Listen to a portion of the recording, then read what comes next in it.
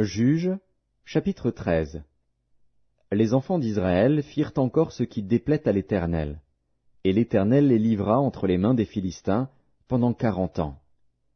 Il y avait un homme de Tsoréa, de la famille des Danites, et qui s'appelait Manoach. Sa femme était stérile et n'enfantait pas. Un ange de l'Éternel apparut à la femme et lui dit, « Voici, tu es stérile et tu n'as point d'enfant. Tu deviendras enceinte, et tu enfanteras un fils. Maintenant prends bien garde, ne bois ni vin ni liqueur forte, et ne mange rien d'impur. Car tu vas devenir enceinte et tu enfanteras un fils.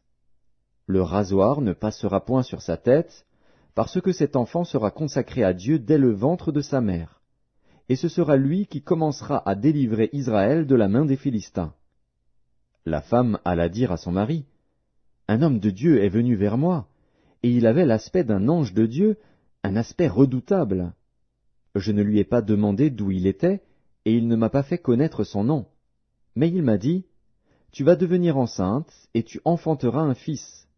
Et maintenant ne bois ni vin ni liqueur forte, et ne mange rien d'impur, parce que cet enfant sera consacré à Dieu dès le ventre de sa mère jusqu'au jour de sa mort. » Manoach fit cette prière à l'Éternel, « Ah, Seigneur, que l'homme de Dieu que tu as envoyé vienne encore vers nous, et qu'il nous enseigne ce que nous devons faire pour l'enfant qui naîtra. » Dieu exauça la prière de Manoach, et l'ange de Dieu vint encore vers la femme.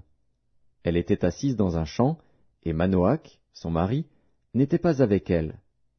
Elle courut promptement donner cette nouvelle à son mari, et lui dit, « Voici, l'homme qui était venu l'autre jour vers moi m'est apparu. » Manoach se leva, suivit sa femme, alla vers l'homme, et lui dit, « Est-ce toi qui as parlé à cette femme ?»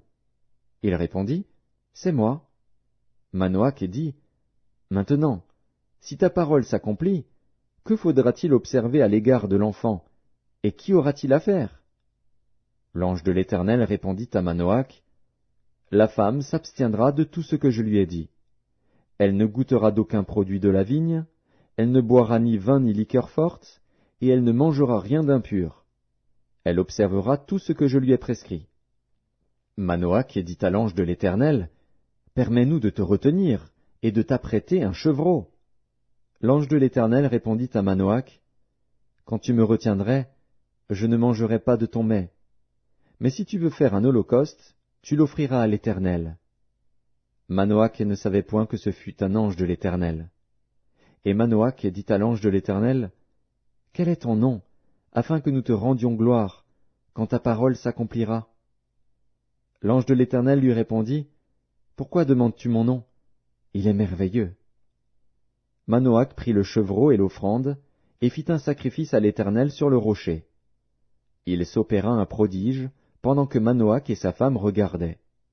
Comme la flamme montait de dessus l'autel vers le ciel, l'ange de l'Éternel monta dans la flamme de l'autel. À cette vue, Manoach et sa femme tombèrent la face contre terre. L'ange de l'Éternel n'apparut plus à Manoach et à sa femme.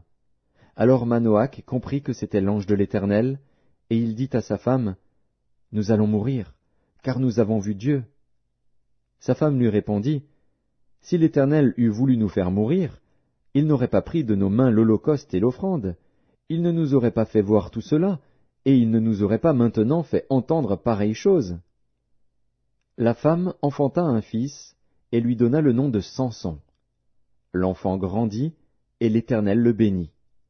Et l'Esprit de l'Éternel commença à l'agiter à Makhanedan, entre Tsoréa et Eshtaol.